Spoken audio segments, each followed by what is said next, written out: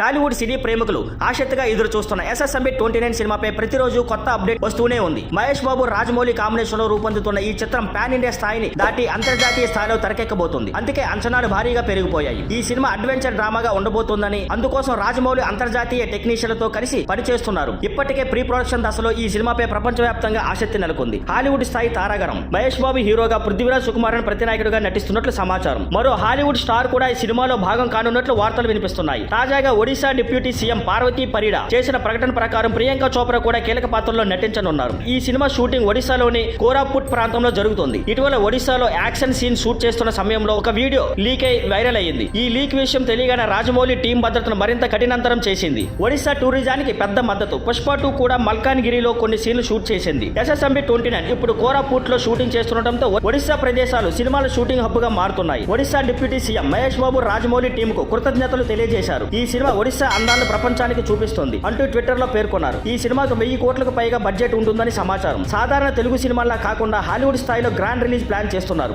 ఇంతటి భారీ ప్రాజెక్ట్ కోసం మహేష్ బాబు రాజమౌళి కాంబినేషన్ ఎలా ప్లాన్ చేస్తుందో చూడాలి. Thank you for watching. Please like, share and subscribe.